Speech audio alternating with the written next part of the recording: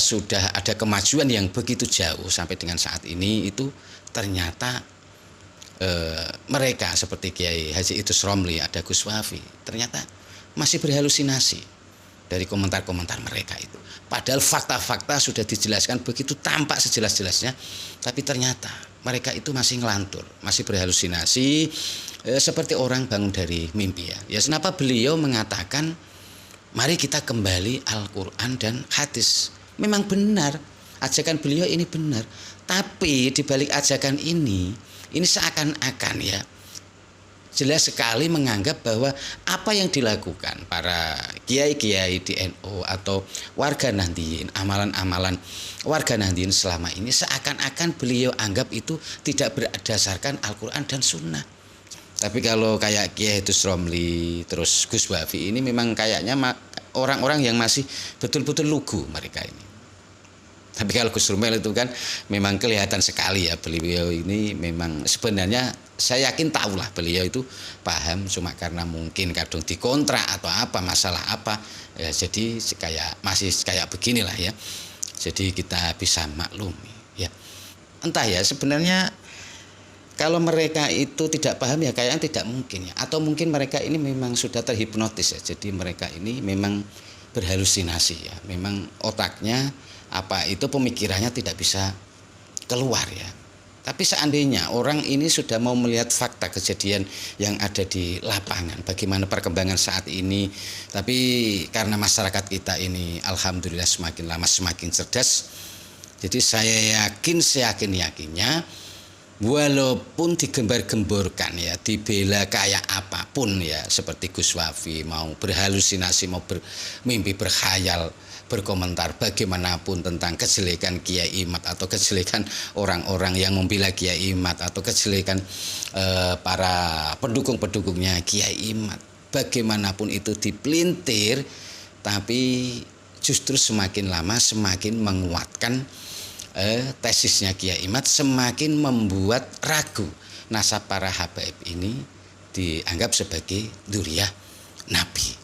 Ini yang jadi kita santai aja, kita lihat saja, kita sambil apa ya.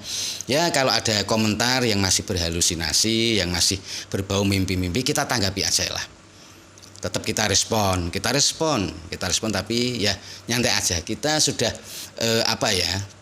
tinggal nunggu hasilnya aja ya, sambil ya jelas kalau menimbang bahayanya, jelas sangat berbahaya dari kelompok Wahabib ini. Ini sangat berbahaya. Kenapa kok saya bilang ini lebih sangat berbahaya? Karena mereka seperti Gus Wafi komentarnya kemarin itu menanggapi Gus Aziz Jazuli ya. Beliau menanggapi perkataan yang disampaikan oleh Gus Aziz Jazuli itu ya dianggap orang gabrul ya. Ini kan lucu. Padahal beliau sendiri itu yang gabrul. Ya namanya orang namanya orang masih bermimpi, masih berhalusinasi ya, kita maklumilah dia ngomong biar Gus Aziz Jazuli dianggap gabrul tidak apa-apa, Kiai Imad dianggap gabrul tidak apa-apalah, wong namanya orang itu berhalusinasi ya, berhalusinasi, dia masih bermimpi berangan-angan.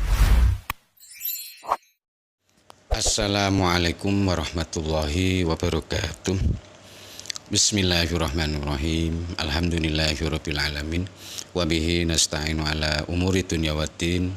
Wassalatu wassalamu ala asyrafil anbiya'i wal mursalin sayyidina wa maulana Muhammadin wa ala alihi wa sahbihi ajma'in, amma ba'd. Para pemirsa sebangsa dan setanah air dimanapun Anda berada yang berbahagia, terima kasih Anda masih bersama dengan saya Nur Rahmat Asmawi di Nurmas Channel. Pada kesempatan yang berbahagia ini saya akan membahas tentang bahayanya kedua kelompok yang saya sebutkan di thumbnail, yaitu bahayanya kita ini sedang berada dalam darurat Wahabi dan Wahabib. Kedua kelompok ini kenapa perlu saya bahas? Kenapa saya bahas secara bersamaan? Karena kedua kelompok ini mempunyai sifat yang sama, ya maksudnya sikap mereka ini sama-sama merendahkan. Intinya mereka itu sama-sama merendahkan, melecehkan kepada warga Nahdien, ya intinya ya, khususnya itu warga Nahdien, atau lebih kita ya lebih tepatnya warga Nahdien atau warga masyarakat pribumi, ya. Kenapa saya anggap dua kelompok ini sama-sama berbahaya, maksudnya sama-sama merendahkan? Apa yang mereka rendahkan dari kelompok ini? Untuk kelompok Wahabi ini, mereka biasanya merendahkan, yang direndahkan adalah kualitas keagamaan warga NU. Kualitas keagamaan rata-rata kita masyarakat pribumi atau lebih khusus warga Nahdien. Ini mereka merendahkan kualitas keagamaan. Ya mungkin mereka anggap warga Nahdien ini mungkin dianggap belum begitu paham tentang as-sunnah, tentang Al-Quran dan hadis, belum begitu paham tentang dalil-dalil yang ada di Al-Quran maupun hadis, mungkin dianggap belum begitu paham tentang ajaran-ajaran menurut imam-imam mereka sendiri. Ya kalau orang NU itu imamnya adalah biasanya Imam Syafi'i yang dipakai. Jadi mereka menganggap cara beragama kita itu dianggapnya sebagai tidak berdasarkan ajaran Al-Quran dan Sunnah. Jadi makanya mereka dalam komentarnya itu sering mengatakan bahwa mari kita kembali kepada Al-Quran dan hadis, ya. Seperti kata Ustadz Syafiq Reza Basalamah, ya, misalkan ketika mengomentari sebuah sholawat, ada orang yang bersolawat keras, ya, terus di sebuah masjid, kemudian beliau anggap itu sebagai nyanyi-nyanyi, dianggap itu sebagai mengganggu orang yang ada di dalam masjid itu. Jadi beliau ini seakan-akan tahu bahwa orang yang ada di dalam masjid atau mungkin sekitar masjid itu terganggu. Entah dia itu memang sudah survei kepada mereka lingkungan sekitarnya atau sudah survei kepada sesama jamaah yang berada di masjid, kok dia bisa menyimpulkan demikian, ya. Padahal setahu saya mereka ketika ada sebuah kegiatan sholawatan di dalam masjid, kayaknya mereka sama-sama menikmati, ya, sama-sama terutama ini di kalangan warga Nahdien itu sendiri biasanya, ya. Entah kalau mungkin itu pas ketika masjid itu berada di sebuah kelompok, mungkin ada umat lain, umat Nasrani, atau mungkin kelompok-kelompok lain, aliran-aliran lain, mungkin itu bisa dimaklumi, ya. Mungkin terus yang sebelahnya itu terganggu, bisa saja. Tapi kalau kemudian apa yang disampaikan oleh Ustadz Syafiq Reza Basalamah ini mengganggu, mereka ingin beribadah secara khusyuk, kata-katanya beliau seperti itu. Padahal sebenarnya mereka yang sama warga Nahdien yang ikut di situ memang sudah terbiasa hal semacam itu, mereka justru menikmati, nyaman, justru mereka itu sebagian besar merasa lebih khusyuk. Itu kan dari penilaian Anda sendiri, ya, saudaraku Ustadz Syafiq Reza Basalamah. Ya, itu hanya dari penilaian. Jadi inilah yang kemudian terus beliau mengatakan ini ibadah, ayo kita kembali ke ajaran Al-Quran dan Sunnah. Kelihatannya ucapannya ini bagus sekali, ajaannya bagus, ya, halus, sopan, bagus sekali. Tapi bagi orang yang paham tentang ucapan ini, ya, terutama mereka yang sudah paham banyak tentang ajaran agama Islam, terutama mereka yang paham belajar, sudah tahu sumber-sumbernya dari Al-Quran dan hadis, ucapan ini akan sangat menyinggung sekali. Kenapa beliau mengatakan mari kita kembali Al-Quran dan hadis? Memang benar ajakan beliau ini benar. Tapi di balik ajakan ini seakan-akan ya jelas sekali menganggap bahwa apa yang dilakukan para kiai-kiai di NU atau warga Nahdliyin, amalan-amalan warga Nahdliyin selama ini seakan-akan beliau anggap itu tidak berdasarkan Al-Quran dan Sunnah. Jadi dia mengajak kembali. Nah, inilah hal-hal semacam ini yang perlu untuk saling kita mengerti ya. Makanya saya mengatakan ini kita itu darurat Wahabi karena memang ternyata banyak saudara-saudara kita dari ustadz-ustadz kalangan Wahabi ini yang memang masih belum move on atau belum mengerti tentang bagaimana apa yang diyakini oleh apa yang sudah dipahami oleh warga Nahdliyin selama ini. Ini yang saya katakan darurat. Kalau seandainya ya mereka itu sudah bisa memahami, mengerti pemahaman warga Nahdliyin selama ini, apa yang sudah mereka pahami tentang hadis-hadis atau dalam Al-Quran, insya Allah mereka itu tidak akan bakal ditolak. Jadi kata-kata beliau pasti akan hati-hati seperti mengatakan yang sudah saya sebutkan tadi ya, mari kita kembali kepada Al-Quran dan Sunnah. Nah, hal semacam itu tentunya sangat kita harapkan bersama ya dari Ustadz Syafiq Reza Basalamah. Makanya sebenarnya kalau ajaran kelompok dari Wahabi ini ya sebenarnya kita sudah memahami kok. Seperti saudara kita yang berada di Muhammadiyah, kita juga sudah memahami selagi mereka itu tidak mengolok-ngolok, tidak mengusik-ngusik perbedaan yang sudah kita ketahui bersama. Saya kira fan-fan aja kok. Kita pasti welcome, menerima dengan sopan santun ya. Mari kita jaga ukhuwah ya, saling memahami. Ini yang perlu kita terus galakkan. Nah, kenapa ini menjadikan darurat? Karena ternyata mereka masih berpandangan seperti itu, sebagian di antara mereka ya. Semoga dengan kejadian adanya pembubaran Banser sebenarnya itu bukan pembubaran, adalah sebuah penolakan Banser dan GP Ansor, tapi karena memang sudah disepakati bersama itu tidak jadi tapi ternyata jadi, maka yang terjadi adalah pembubaran. Jadi kalau pembubaran itu sebenarnya konotasinya itu negatif ya. Jadi kita tidak enak lah ngomong kalau itu pembubaran ya.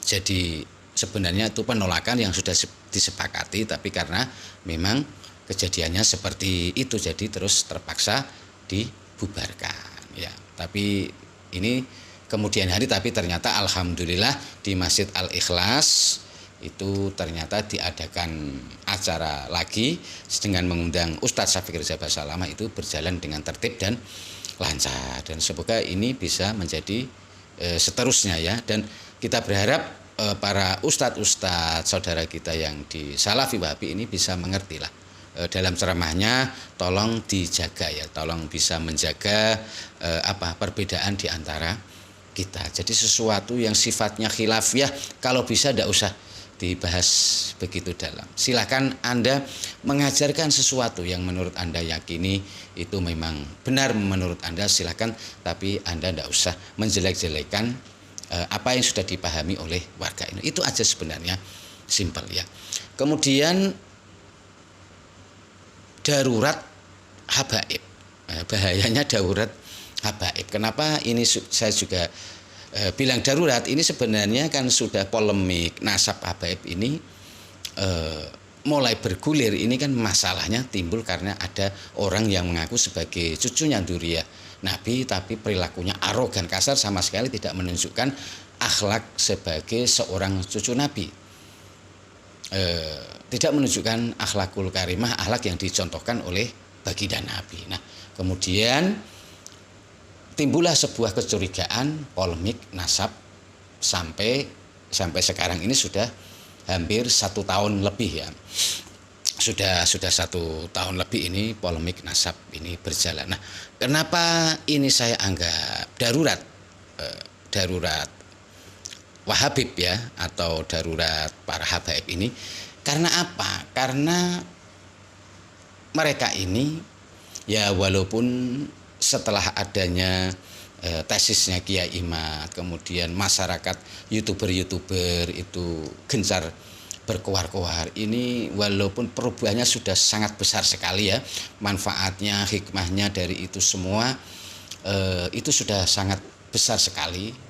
Mulai Habib Bahar bin Smith itu berkoar-koar bahwa Wali Songo itu bukan durian Nabi, kemudian ini memunculkan polemik sampai dengan saat ini ternyata itu ada hikmah yang sangat besar. Ternyata mereka yang dulunya itu biasa suka, para habaib yang suka seenaknya memalak atau apa itu, minta uang sama warga untuk acara apa dan apa dengan mengatasnamakan cinta kepada durian Nabi dan sebagainya, sekarang itu sudah jauh sekali berkurang. Bahkan saya mungkin sudah tidak mendengar lagi ya, kayak seperti kalau mungkin hanya sekedar meminta seikhlasnya mungkin masih ada, tapi yang sifatnya itu adalah pemaksaan dan sebagainya itu sudah kayaknya sudah tidak terdengar lagi ya.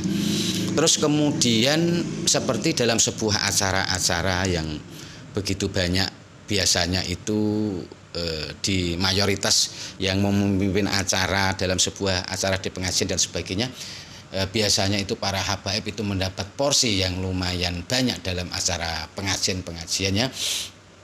Ternyata mereka sudah jarang sekali dijadikan sebagai penceramah. Yang masih berjalan, yang masih laku itu memang kalau Habib-habib yang perilakunya memang berakhlakul karimah, terus ceramahnya selama ini itu kondusif, masih enak, ini masih berjalan, masih berjalan kayak tidak ada masalah ya.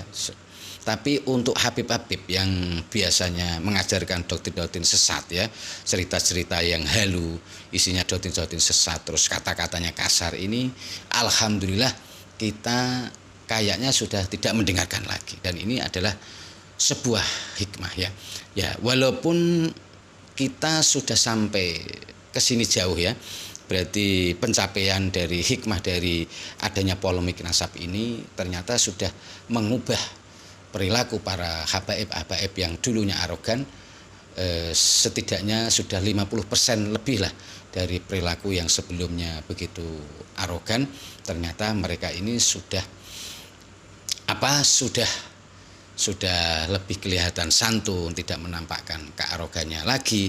Ini walaupun sudah jauh ke sini, tapi ternyata mereka beberapa masih kekeh, masih ingin mempertahankan nasab mereka itu sambung.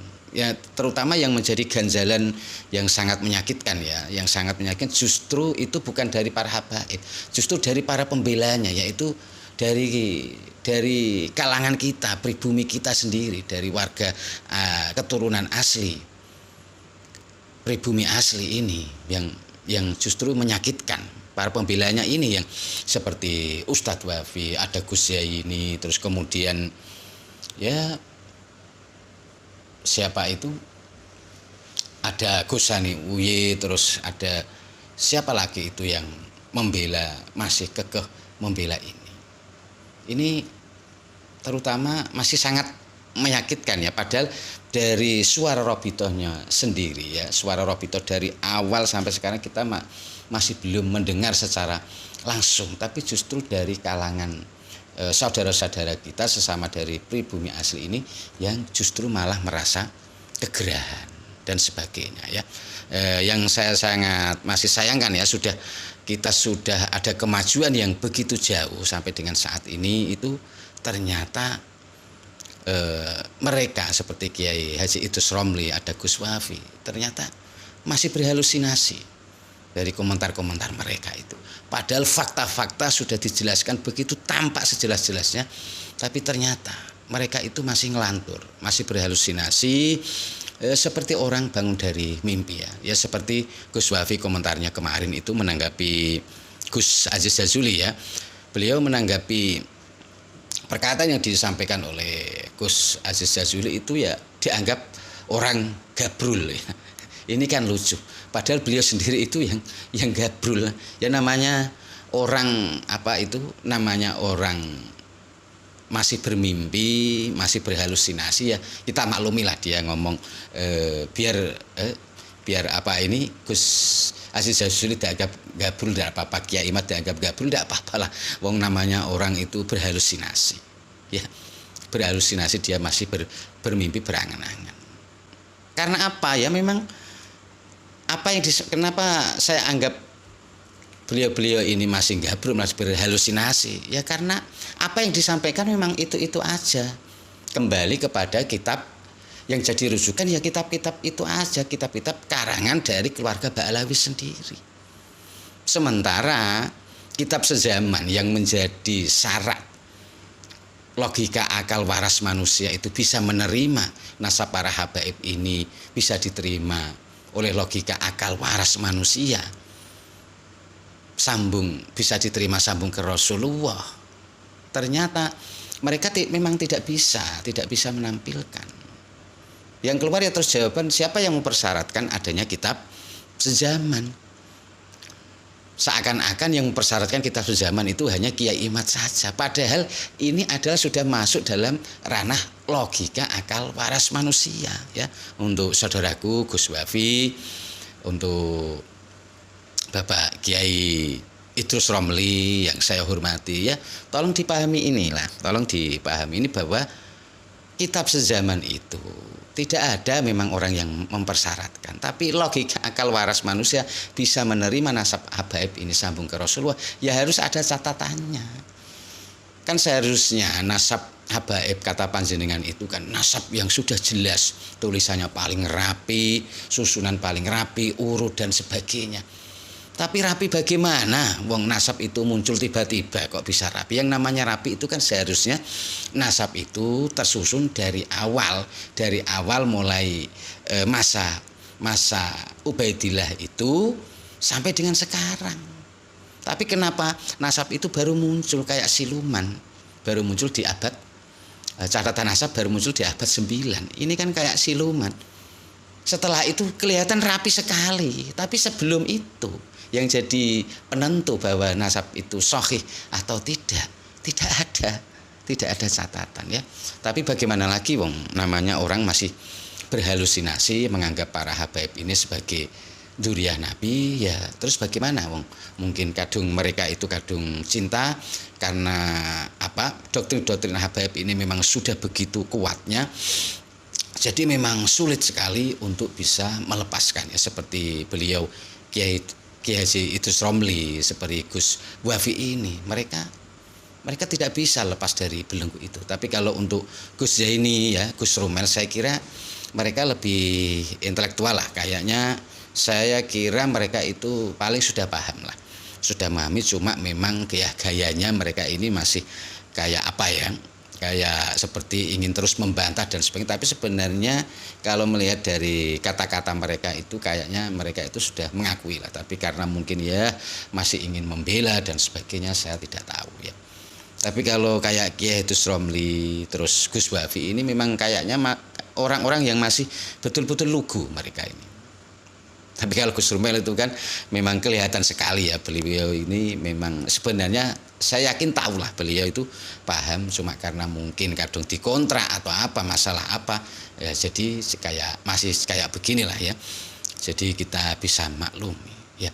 Kenapa mereka ternyata Kiai Haji Idrus Romli, Gus Wafi ini kok masih berhalusinasi sekuat itu ya. Kenapa doktrin-doktrin para habaib itu bisa menguasai mereka sampai segitunya?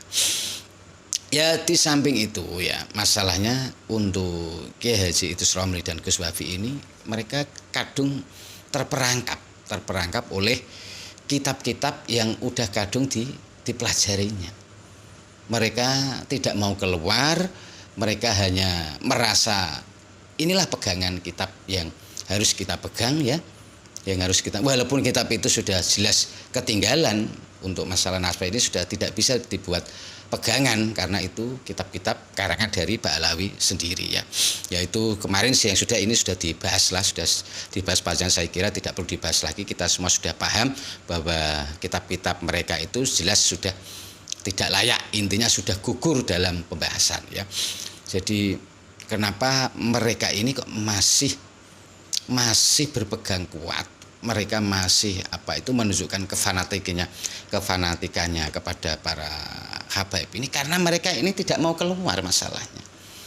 Mereka ini masih senang berhalusinasi, senang bermimpi dalam situasi yang senang bermimpi bahwa habaib itu memang seorang dzurriyyah Nabi yang pantas sekali untuk dihormati. Ya karena mereka tidak mau keluar. Seandainya kalau mereka mau keluar melihat fakta realita yang sudah berkembang yang terjadi saat ini, ya tidak mungkin lah kayaknya kalau mereka melihat fakta dan realita bagaimana perilaku habaib yang begitu menunjukkan akhlak-akhlak, terus doktrin-doktrin sesatnya, akhlak-akhlaknya yang rusak. Belum lagi doktrin-doktrin sesatnya, belum lagi karangan-karangan kitab-kitab mereka yang penuh dengan doktrin-doktrin sesat, penuh dengan kehaluan. Entah ya, sebenarnya kalau mereka itu tidak paham ya kayaknya tidak mungkin ya. Atau mungkin mereka ini memang sudah terhipnotis ya. Jadi mereka ini memang berhalusinasi ya. Memang otaknya pemikirannya tidak bisa keluar ya. Tapi seandainya orang ini sudah mau melihat fakta kejadian yang ada di lapangan, bagaimana perkembangan saat ini ketika makam-makam sebelumnya itu dipalsukan, fakta-fakta makam-makam itu nama-nama, tiba-tiba ada makam baru, tiba-tiba Dzurriyyah Wali Songo dibaalawikan. Dari sini sebenarnya kalau orang itu kritis ya, ada kritis sedikit saja, sebenarnya sudah bisa mencium gelagat-gelagat yang tidak baik ini. Seperti fakta kejadian makam di Semarang itu yang dibaalawikan, padahal itu masih jelas-jelas itu adalah yang siapa itu saya lupa, jelas-jelas itu dari keluarga Jogja, makamnya itu masih ada di Jogja sana, tapi kok tiba-tiba ada di Semarang. Dan ternyata hal kemarin itu sudah tidak menggunakan nama Keraton Jogja. Nah, ada perubahan semacam ini ya, kalau orang itu ada perubahan semacam itu, kalau orang itu kritis ya, pikirannya itu mereka mau berpikir, tentu langsung tanggap, oh berarti ini ada kejanggalan. Kalau orang berpikir waras kan seharusnya begitu. Loh, dulu Habib banyak berkata-kata kasar kok, sekarang kok tiba-tiba kok mereka banyak yang lembut. Nah, dari sini aja orang itu kalau memakai logika akal warasnya, berpikir kritis, mau memahami, jelas itu sudah ketemu. Tapi kenapa mereka ini masih ngomongnya masih kayak begitu, masih berhalusinasi ya? Ya kita berdoa aja semoga mereka ini segera diberi petunjuk oleh Allah Subhanahu wa taala, menyadari bahwa apa yang dilakukan oleh Gus Wafi Kiai Idrus Romli ini, semoga mereka ini cepat segera menyadari ya. Semoga mereka semua cepat menyadari ya. Dan kemudian kira-kira bahaya mana Wahabib sama Wahabi ini, kira-kira lebih bahaya mana ini? Sama kalau memang sama-sama darurat, kira-kira lebih bahaya mana? Ya jelas kalau menimbang bahayanya, jelas sangat berbahaya dari kelompok Wahabib ini. Ini sangat berbahaya. Kenapa kok saya bilang ini lebih sangat berbahaya? Karena mereka para Wahabib ini, mereka ada di dalam diri, mereka ada di tubuh NU sendiri masalahnya. Wahabib ini juga ada yang menjadi pengurus NU kan begitu. Terus kalangan mereka yang membela para habaib ini juga dari saudara-saudara kita yang ada di NU. Terus Habib-habib sendiri, terus para kiai-kiai kita yang mendukung para habib-habib ini, itu dari saudara-saudara kita sendiri. Ini sangat berbahaya ketika doktrin habaib ini ya, kalau doktrinnya benar, hadis-hadisnya benar, ini tidak masalah.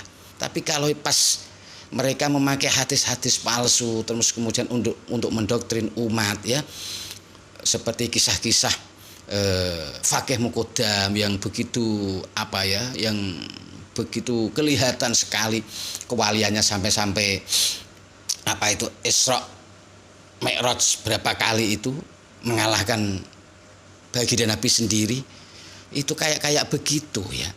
Kalau bagi orang-orang yang sudah kadung fanatik, kadung cinta, itu pasti mereka akan mengikuti.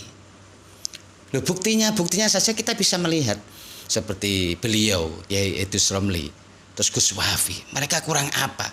Mereka ini sebenarnya orang-orang yang alim dalam bidang fikih, alim dalam, tapi karena mereka ini tidak begitu paham tentang nasab, terus mereka ini karena adanya kefanatikan yang buta ya, jadi akal kritis mereka ya, watak kritis mereka menjadi hilang untuk mengkritisi para habaib ini. Yang jelas perilaku mereka ini sebenarnya sudah sangat janggal sekali.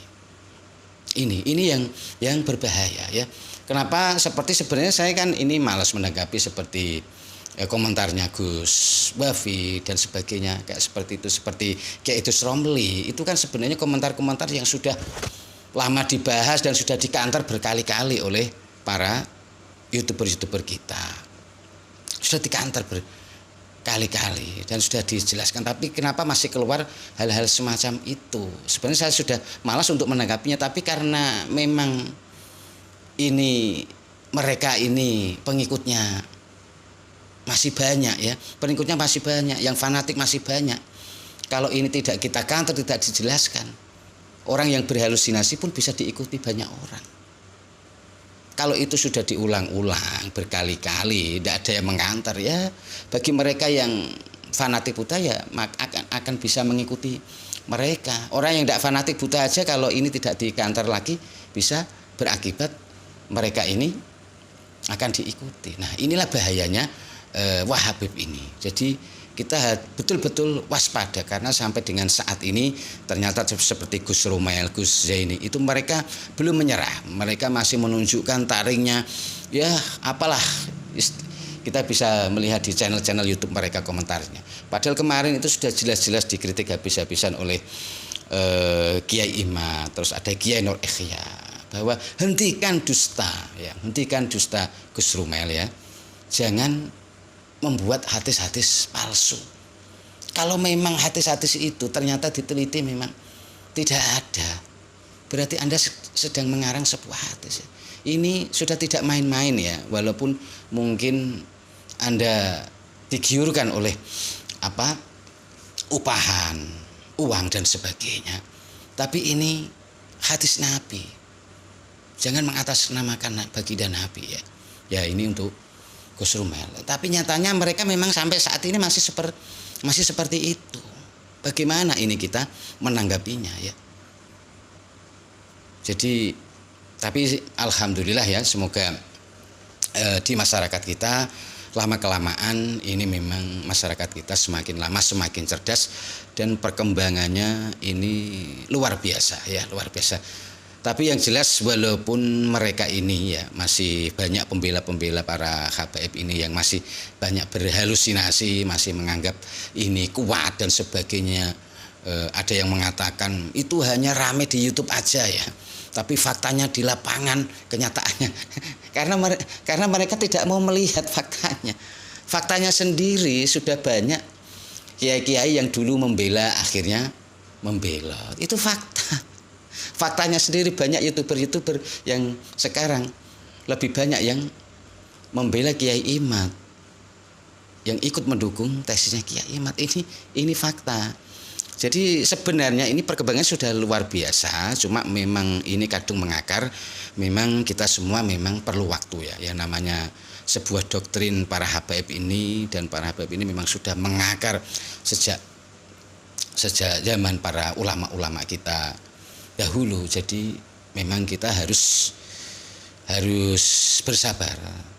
Tapi karena masyarakat kita ini alhamdulillah semakin lama semakin cerdas, jadi saya yakinnya walaupun digembar-gemborkan ya, dibela kayak apapun ya, seperti Gus Wafi mau berhalusinasi, mau bermimpi, berkhayal, berkomentar bagaimanapun tentang kejelekan Kiai Imad atau kejelekan orang-orang yang membela Kiai Imad atau kejelekan para pendukung-pendukungnya Kiai Imad, bagaimanapun itu dipelintir, tapi justru semakin lama semakin menguatkan tesisnya Kiai Imad, semakin membuat ragu nasab para habaib ini dianggap sebagai dzurriyyah Nabi. Ini yang jadi kita santai aja, kita lihat saja, kita sambil kalau ada komentar yang masih berhalusinasi, yang masih berbau mimpi-mimpi, kita tanggapi aja lah.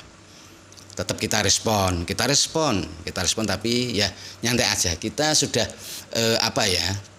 tinggal nunggu hasilnya aja ya, sambil kita santai-santai, rileks. Memang kita perlu waktu, tidak bisa kita bisa serentak karena ini sudah mengakar ya. Saya yakin sebagian kiai-kiai sepuh kita mungkin sudah banyak yang sudah yang banyak memahami tentang polemik nasab ini, cuma mungkin mereka masih menjaga adab dan sebagainya, dan itu kita sangat memaklumi beliau-beliau para kiai-kiai sepuh di NU ini. Tapi yang jelas ini tinggal sudah berjalan. Intinya semakin lama nasab habaib ini, masyarakat semakin sadar bahwa mereka ini bukan dzurriyyah Nabi. Intinya begitu, semakin lama semakin kuat dan semakin banyak masyarakat yang paham. Jadi kita tidak usah khawatir. Nanti kalau ada komentar yang berhalusinasi lagi, tanggapi aja lah. Tidak apa-apa kita melayani orang-orang yang berhalusinasi itu ya, tetap kita layani. Masalahnya mereka masih banyak pengikutnya ya. Kita tanggapi. Kita layani sampai kapanpun ya, yang penting tujuan kita untuk saudaraku Gus Wafi, untuk Bapak Kiai Haji Idrus Romli, sampai kapanpun ya, tanggapan Anda akan kami layani komentar-komentar Anda, selagi ini adalah sebuah kebenaran yang kami yakin adalah sebuah kebenaran, maka tetap akan kami bela sampai kapanpun, dan tidak akan kami biarkan orang-orang yang telah mencemarkan nama baginda Nabi dengan mengaku-ngaku sebagai dzurriyyah Nabi, tapi ternyata perilaku mereka tidak mencerminkan akhlak Rasulullah ya. Untuk Gus Wafi, untuk Kiai Haji Idrus Romli dan para pembela nasab lainnya, dengarkan apapun komentar kalian yang kalian sampaikan tentang teori apapun, tetap kami akan mengkanternya. Kami akan terus mengawal dan membela kebenaran ini. Jadi saya kira cukup sekian dari apa yang saya sampaikan. Mohon maaf atas segala kesalahan dan kekurangan. Wabillahi taufiq wal hidayah wal afu minkum. Wassalamualaikum warahmatullahi wabarakatuh.